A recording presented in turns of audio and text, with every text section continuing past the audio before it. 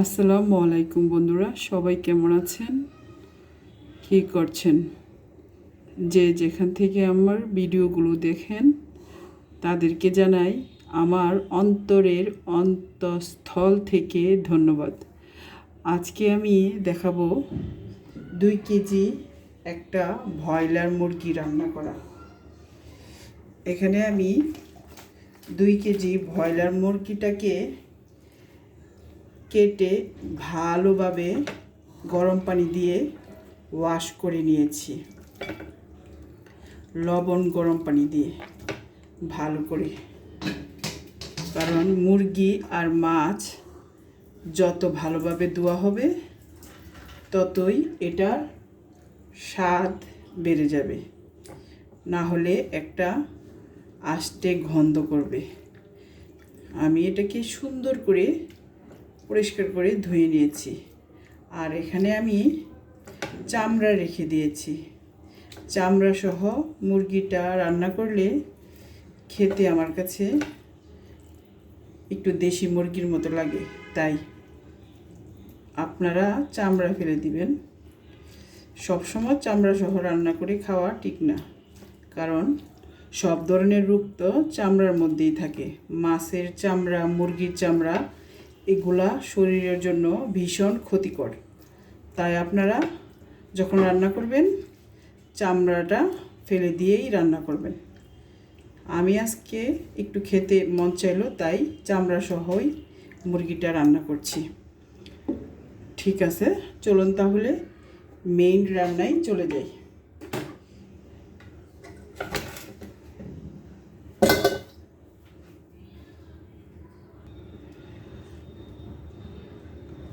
প্রথমে কড়াইটা গরম করে আমি একটু তেল দিয়ে দিলাম পরিমাণ মতো।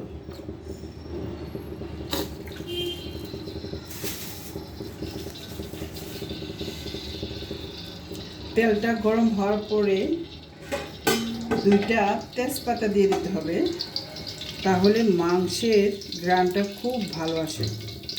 কিন্তু আমি দেখি বাসায় তেজপাতাটাই নাই, কি করব?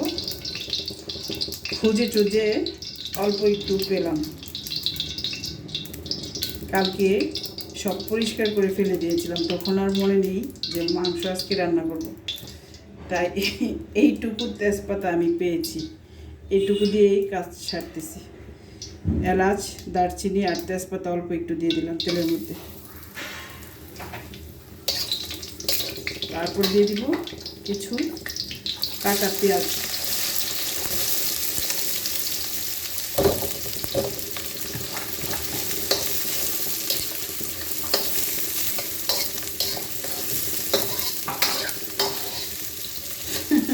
আমার ছোট মেয়ে নাড়াচাড়া করতে আসছে আমার সাথে। রান্না করার সময় ও নাড়াচাড়া করতে খুবই ভালোবাসে, আর আমিও ওকে পাশে রাখি যেন ও সব কিছু শিখতে পারে। মেয়েরা যত শিক্ষিতই হোক না কেন, রান্না করে তো আসতেই হবে, রান্না বান্না তো করতেই হবে। মা সুন্দর করে নাড়া দাও না।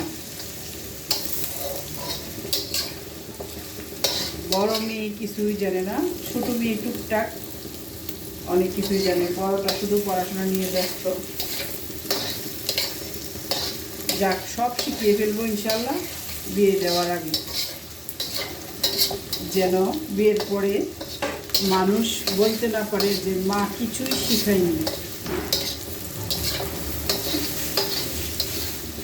পড়াশোনা করছে করুক, কাজ তো 1 মাস ট্রেনিং দিলেই শিখতে পারবে, তাই না? এটা কোনো ব্যাপার না। কিন্তু পড়াশোনা তো সময় মতো করতে হবে। পেঁয়াজটাকে আমি ভালো করে ভেজে নিচ্ছি।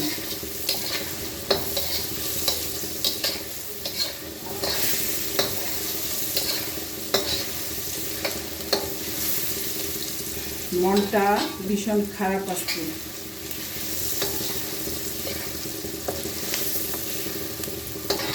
কেন জানেন? হঠাৎ 2 দিন আগে খবর এলো আমার খালাতো ভাই মারা গিয়েছে। শুনেই বুকের ভেতরটা একদম মুচুর দিয়ে উঠল।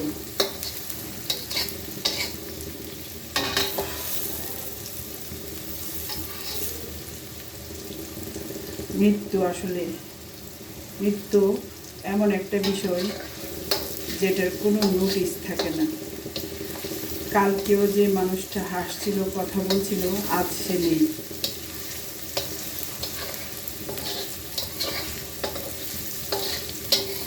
আসলে হঠাৎ মৃত্যু আমাদের মনে করিয়ে দেয় জীবন কত অনিশ্চিত।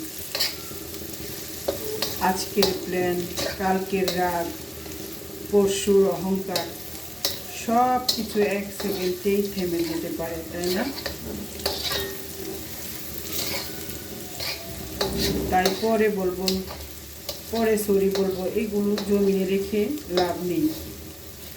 কাউকে কষ্ট দিলে সাথে সাথে সরি বলুন, ক্ষমা চান।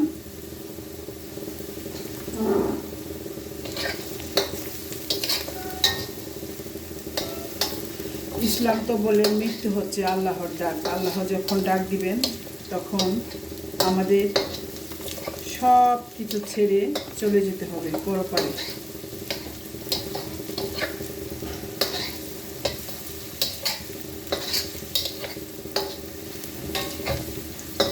আসলে কোথায় কার মৃত্যু হবে কেউ সেটা জানে না। তাই সবসময় ভালো কাজ করা, মানুষের সঙ্গে ভালো ব্যবহার করা, আর প্রিয় মানুষদেরকে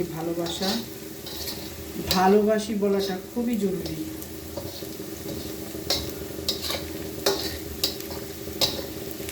যারা হঠাৎ কাউকে হারায় তাদের সুখটা অনেক বেশি।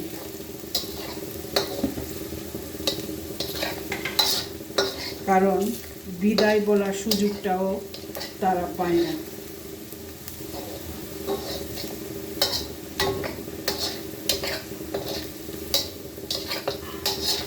তাদের জন্য দোয়া করা, পাশে থাকাটা আমাদের সবার অনেক দরকার।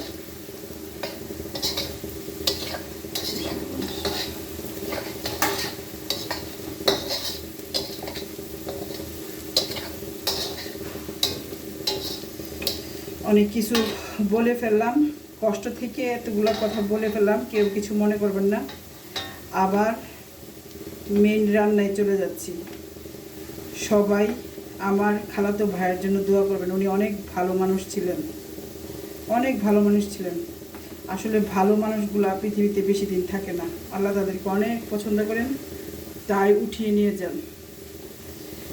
আল্লাহ তুমি ওনাকে বেহেশত নসিব করো, আমিন। সবাই আমিন বলে দিবেন।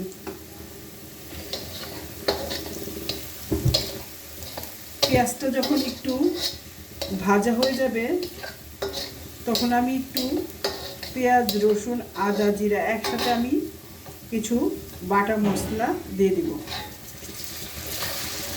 বেশি না, 2 চা চামচ।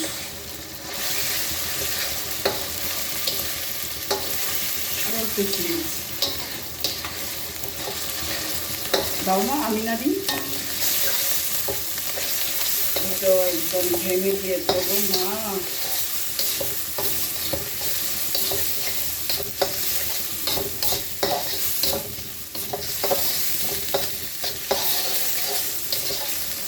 আমার মেয়েটাও আমার সঙ্গে রান্না করতে করতে একদম ঘেমে গিয়েছে। রান্না করা এত সোজা কাজ না, রান্না করা অনেক কঠিন কাজ। দেখছো মা কত কষ্ট হয়। এত কষ্ট করে আমি তোমাদেরকে রান্না করে খাওয়াই, একবার ফিল করবা মায়ের কষ্ট। তখন দেখবা মায়ের সঙ্গে যে হঠাৎ হঠাৎ রাগ করো সেটা আর করবা না। খাবার খেতে চাও না, নষ্ট করো।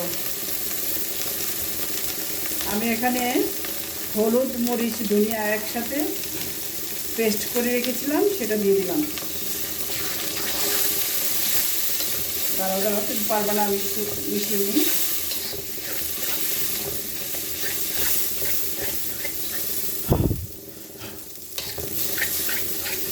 স্কিন একদম গোলা হয়ে যাচ্ছে। ভালোভাবে এটা কষানো হয়ে গেলে তারপর আমি মাংসটা দিয়ে দিব। মশলাটা আমার ভালোভাবে কষানো হয়ে গেছে। এখন আমি মুরগিটা দিয়ে দিলাম।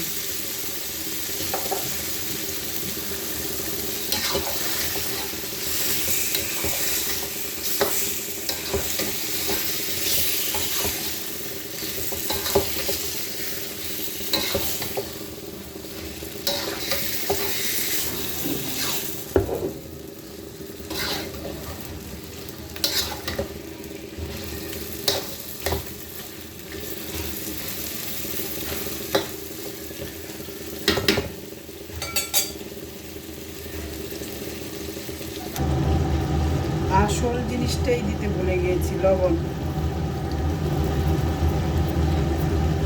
এটা ছাড়া তো খাবারের কোনো মানেই নেই, তাই না?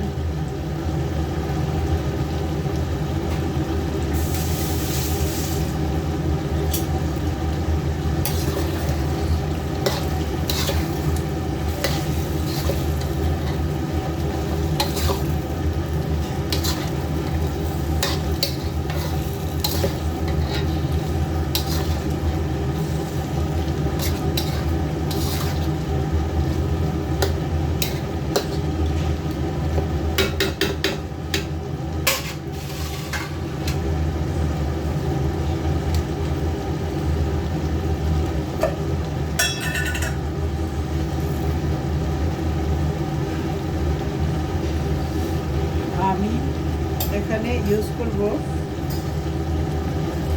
আমার হাতে করা একটু মশলা।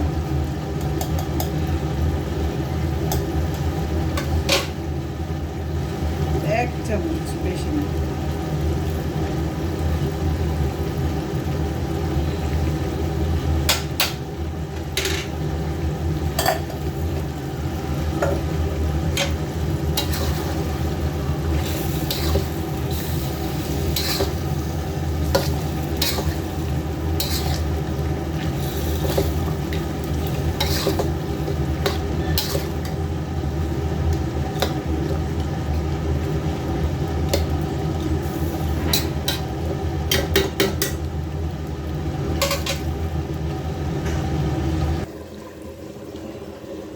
দেখুন গাছের কাঁঠাল।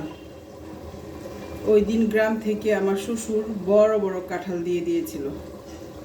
এত কাঁঠাল কে খাবে, তাই কেয়ারটেকারদেরকে একটা বড় কাঁঠাল দিয়ে দিলাম। বললাম যে ভাঙলে আমাকে কয়েকটা কোষ দিও।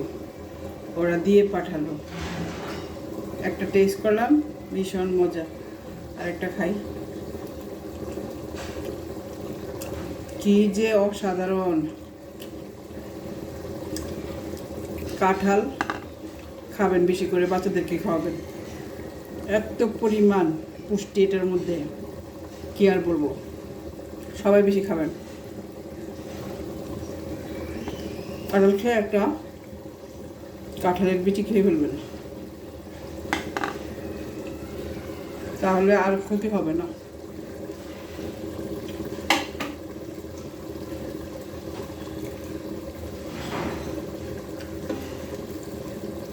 দেখি আবার এটার কি অবস্থা।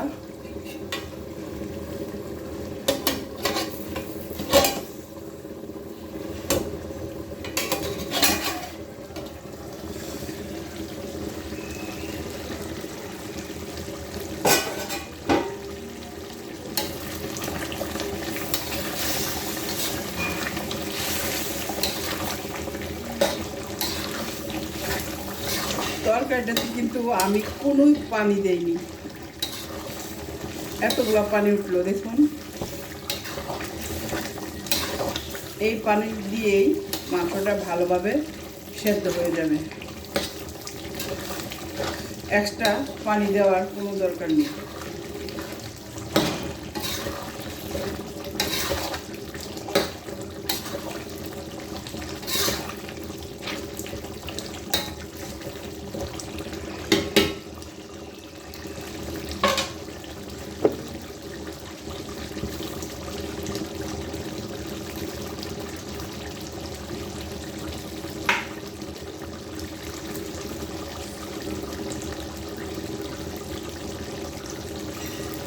Mikhat baby. নিখাত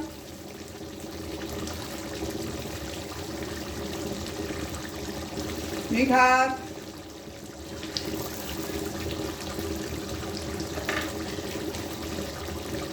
নিবি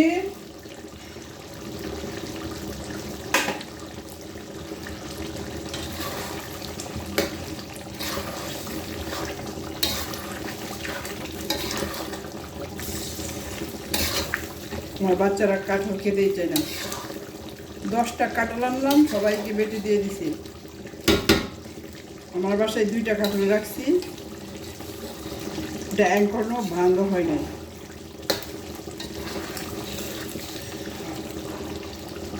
এই যে দিয়ে গেল এতটুকু কোষ, এগুলো ওরা খাবে না, আমিই খাবো। আমি মাঝে মাঝে জুস বানিয়ে খাইয়ে দিই।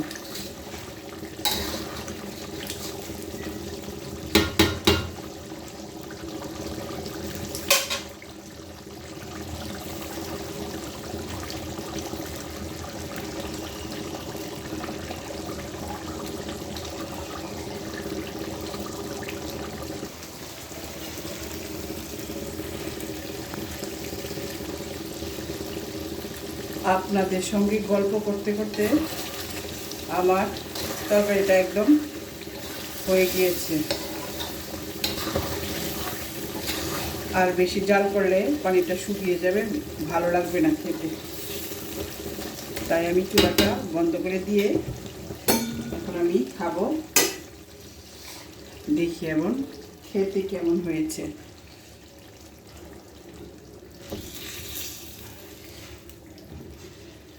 এটা খেতে কার কার ভালো লাগে, মুরগির হাত।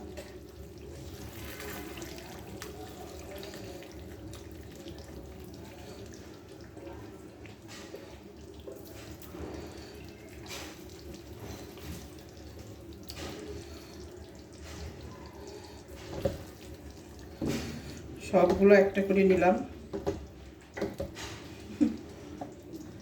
একটা পাও নিয়ে নিলাম। এবার টেস্ট করি, দেখি কেমন হয়েছে।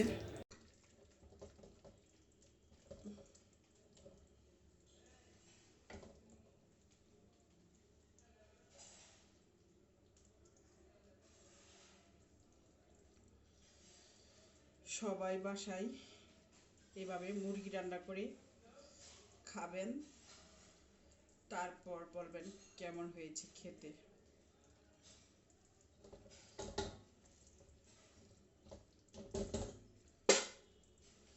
খেয়ে বলতেছি কেমন হয়েছে।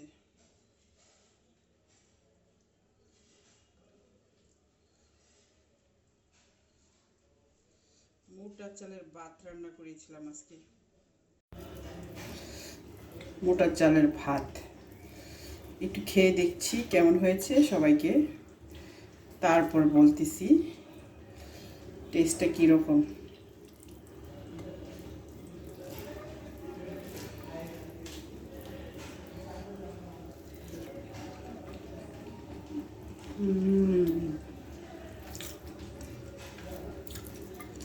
সত্যি অসাধারণ হয়েছে।